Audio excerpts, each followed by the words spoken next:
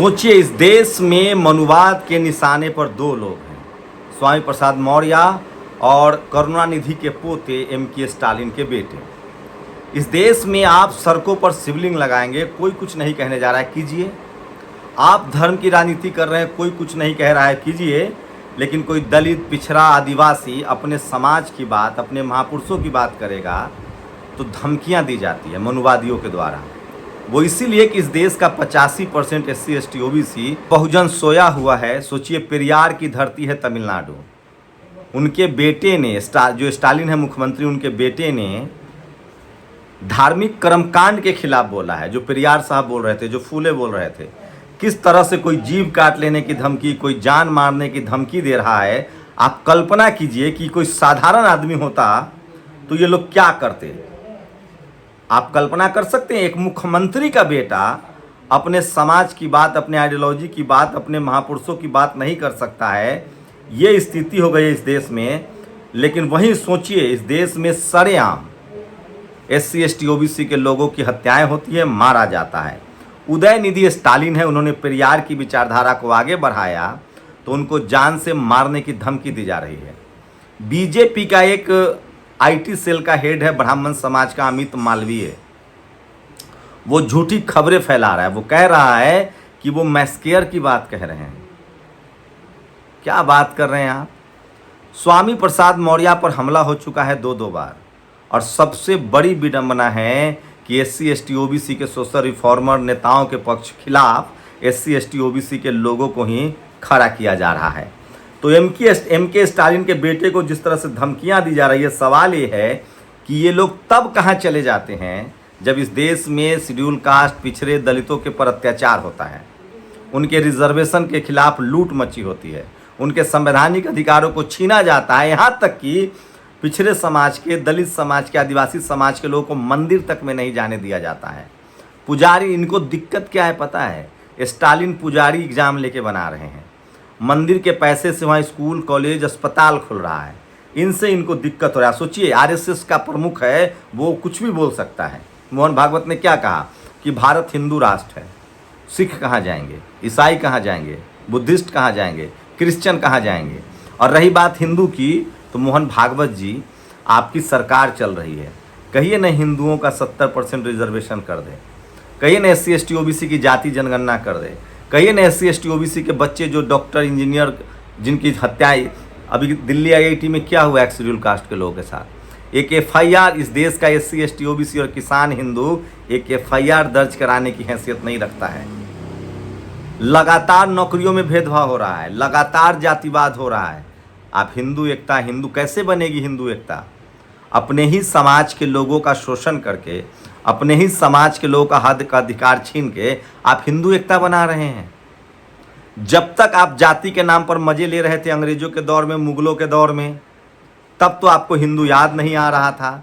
अब जब संविधान लागू हुआ, वोट का अधिकार हो गया, हिंदुओं की संख्या ज़्यादा हो गई, तब आपको हिंदू याद आ रहे हैं। तो चलिए, आपकी सरकार है, हर राज्य में हिंदुओं को, जो SC ST OBC हिंदू हैं, जिनकी आबादी 80-85% हैं, उनके लिए आरक्षण का प्रावधान कीजिए। उनके बच्चे को बनने दीजिए कलेक्टर, SP, DM, पत्रकार। सारे चैनलों में ही SC ST OBC हिंदू के एंकर बनवाइए, IAS PCS बनवाइए, मुख्यमंत्री बनवाइए।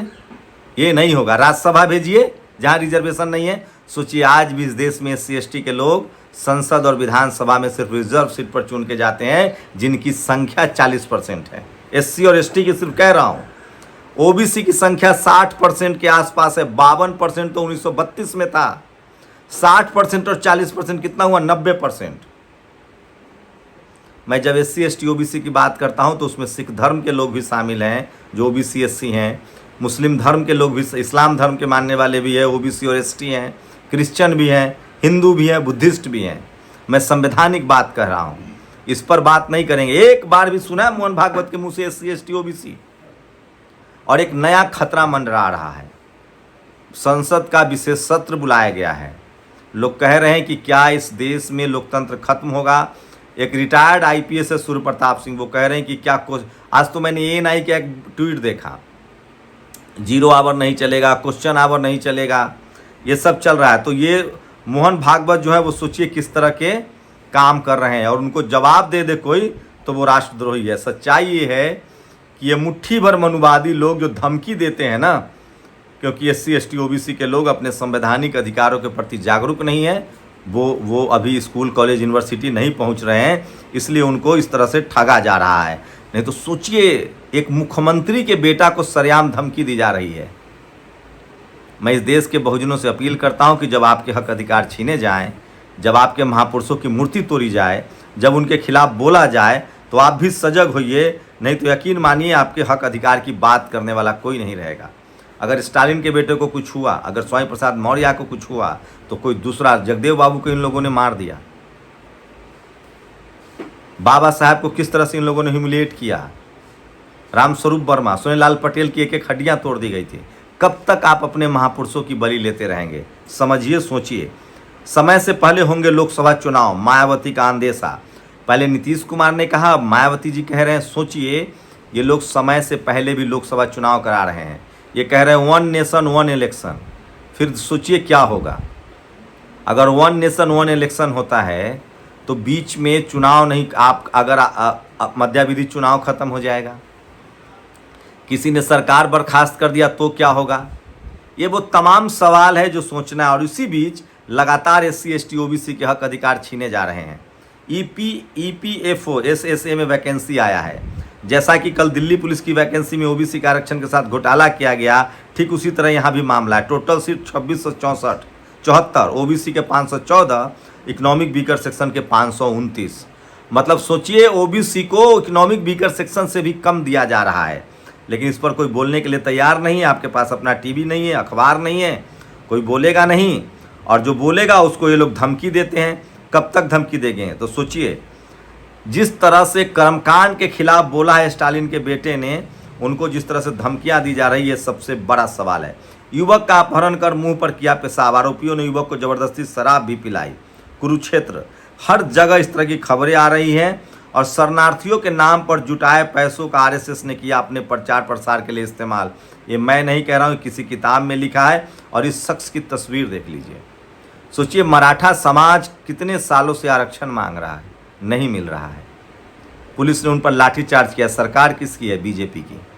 जाट समाज के लोग आरक्षण मांग रहे थे, उनकी लाशें बिछा दी गई हरियाणा में। गुर्जर समाज बैंसला साहब के नेतृत्व में आरक्षण मांग रहे थे, उनकी लाशें बिछा दी गई। पटेल आरक्षण मांग रहे थे, उनकी लाशें। सब किसान कम्युनिटी हैं जो हिंदू धर्म के धो भी रहे हैं, इनको नहीं आरक्षण मिलेगा। लेकिन इकोनॉमिक वीकर सेक्शन 10 दिन में लागू हो गया। और पता तो कीजिए कि जो लोग SC ST OBC में नहीं है, किसान जातियां, कहीं जाट नहीं है, कहीं गुर्जर नहीं है, कहीं पटेल नहीं है, कहीं मराठा नहीं है, उनको आर्थिक रूप से जो आर्थिक आधार पर आरक्षण, उसमें उसको कुछ मिल रहा है कि नहीं? जिस G20 समिट का डंका बज रहा है, उसमें अब पता चल रहा है कि चीन के राष्ट्रपति और पुतिन तो पहले ही नहीं आएंगे। वैसे पुतिन मॉडल इम्प्लीमेंटेशन के कुछ लोग खतरे बता रहे हैं। और इंडिया जीता तो 500 में मिलेगा गैस सिलेंडर, अगर बीजेपी जीती तो 3000 का होगा। ये ममता बनर्जी ने बोला है। तो इंडिया गठबंधन को लेकर लगातार सरगर्मी तेज है। और इंडिया गठबंधन वालों ने एक नया प्लान बनाया है। ये जो बीजेपी के छद्म प्रवक्ता है ना, जितने झा, ओझा, शर्मा, वर्मा, जिनके नाम में लगा रहता है, मिश्रा, और ये टीवी पर बैठते हैं। अब इन लोगों ने कहा कि हम टीवी का बहिष्कार करेंगे। जो RSS प्रमुख, सलाहकार, एक्सपर्ट बन के बैठे रहते हैं, ये भी दरअसल बीजेपी के प्रवक्ता हैं। टीवी पर जाति देखिए, एंकर की जाति क्या है, प्रवक्ता की जाति क्या है, पार्टी कोई हो, आपको पता चल जाएगा कि अगला क्या लाइन है। तो चलिए, गुरदीप सप्पल साहब जो हैं, वो जो बड़े करीबी और खड़गे जी के करीबी हैं, उन्होंने तय किया है कि अब किसी भी टीवी अखबार में ऐसे जो छद्म बीजेपी के स्पोक्स पर्सन हैं, उनके खिलाफ न दिया जाए। एक बार फिर से चंद्रशेखर सड़कों पर हैं। बहुजन समाज का दुख दर्द बांटने के लिए वो सड़कों पर होते हैं। राजस्थान में तो समझना पड़ेगा कि सबसे कमज़ोर कड़ी इंडिया गठबंधन की कोई है तो वो कांग्रेस है और राजस्थान है। अपनों का दुर्दर्द अपना ही समझ सकता है। कूचामान सिटी के रानासार क्षेत्र में हुए 2 शेड्यूल कास्ट युवकों पर जो अत्याचार हुआ, उसको लेकर चंद्रशेखर गए, परिवार वालों से मिले हैं। जो सोशल मीडिया पर, ये सोचिए, जितने भी ये देखिए, ये तमाम लोग SC ST OBC के लोगों को ही आगे किया जा रहा है। और तमाम लोग जो है उदय निधि के साथ खड़े हैं। और लोग सोशल मीडिया पर डरने की जरूरत नहीं है। टीम इंडिया की तरफ से सोशल मीडिया की टीम कमेटी बनाई गई थी आज की बैठक मुंबई में हुई है। इसमें आपको बता दें कि इस कमेटी में प्रशांत कनौजिया भी हैं, निगम भी हैं। ये वो कमेटी है और इसमें तय हुआ है कि भाजपा के अघोषित प्रवक्ताओं की सूची तैयार की जाएगी, जिसपे किसी भी पार्टी को प्रवक्ता को नहीं भेजा जाएगा। तो सोशल मीडिया पर ये तमाम खबरें जो हैं वायरल है कि ना सबसे ज़्यादा स्टालिन के जो बेटे हैं, जो पेरियार के विचारधारा के हैं, उनके पक्ष में लोग बात कर रहे हैं। कुछ देश विरोधी मानसिकता रखने वाले लोग लगातार भाई उदय स्टालिन जी के खिलाफ माहौल बना रहे हैं। उनके किसी बयान को तोड़ मरोड़ कर दिखा रहे हैं। 80% लोगों का ठेका लेने वाले ऐसे लोगों को जवाब देने की ज़रूरत है। पूरा देश उदय जी के साथ है, आप भी अपना समर्थन करें। तो उदय स्टालिन के समर्थन में लगातार बहुजन SC ST OBC के लोग लिख रहे हैं। और एक और अच्छी खबर है, इंजीनियर रामजी गौतम जो BSP के युवा नेता हैं, सांसद हैं, उनको BSP ने दिल्ली का अपना प्रभारी बनाया है। तो मेरी लगातार कोशिश होती है कि वो खबरें जो SC ST OBC के हक में है, हित में है, जिनकी खबरें नहीं दिखाई जाती है। सोचिए, इस देश में आप सवर्ण हैं तो आप लेफ्टिस्ट हो सकते हैं, राइटिस्ट हो सकते हैं, लिबरल हो सकते हैं, लेकिन अगर आप SC ST OBC हैं तो आप अपने हक अधिकार की बात नहीं कर सकते, अपने विचारधारा की बात नहीं कर सकते हैं। चाहे आप मुख्यमंत्री हो, चाहे मुख्यमंत्री के बेटा हो। जगजीवन बाबू के साथ क्या हुआ, पार्टी कोई हो, बहुजनों के साथ ये होता रहा है। लालू यादव के साथ क्या हुआ, अरे BJP के अध्यक्ष बंगारू लक्ष्मण के साथ क्या हुआ, BJP के पिछले कानून मंत्री उनके साथ क्या हुआ। इसलिए मैं कह रहा हूँ, जाति है कि वो जाति नहीं है, इसलिए सब चीज़ें धीरे धीरे बहुजन समाज के लोग सजग होने लगे हैं।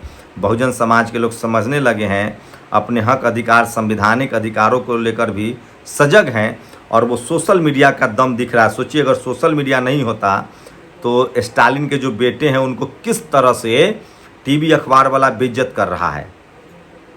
लेकिन डिजिटल मीडिया, सोशल मीडिया पर उनको समर्थन मिल रहा है। सिर्फ टीवी अखबार के हम लोग सहारे होते तो जैसे मायावती, लालू यादव, तेजस्वी यादव, अखिलेश यादव, कांसीराम साहब, हेमंत सोरेन, शिबू सोरेन, सबको बदनाम किया गया, भ्रष्ट बताया गया, चोर बताया गया, हम लोग मान के बैठ गए। आज अगर सोशल मीडिया नहीं होता तो हम लोग भी दयानिधि के पोते, स्टालिन के बेटे को हम लोग भी गलत मान लेते। अशोक कुमार ने एक पत्रकार को साफ शब्दों में बताया था। अशोक कुमार, उनके पूर्वज डाकू थे, उन्होंने ब्राह्मण को मिलने वाले फायदे को देखते हुए खुद को ब्राह्मण बताना शुरू कर दिया था। इतिहास ऐसे ही कई बार पन्नों से बाहर निकल आता है। सुरेश प्रभु ने लिखा है, सतर्क रहें, सावधान रहें, क्योंकि थोड़ी दिन बाद देख लेना इन लोगों को चांद पर किसी न किसी की भगवान की मूर्ति मिलने वाली है। तो बहुजन समाज के लोगों को सोशल जागरूक रहना है, सचेत रहना है। जो धर्म की लड़ाई लड़ रहे हैं उनको लड़ने दीजिए। किसी भी तरह के जातिवाद, सांप्रदायिकता और धार्मिक कर्मकांड से अलग रहिए। अपने संवैधानिक अधिकारों के प्रति सचेत होइए।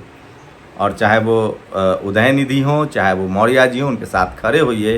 ये लोग विज्ञान की बात कर रहे हैं, संविधान की बात कर रहे हैं, भारत की एकता की बात कर रहे हैं, अखंडता की बात कर रहे हैं। इस देश के शोषित, वंचित, पिछड़े, दलित, आदिवासी, अल्पसंख्यक समाज के बात कर रहे हैं।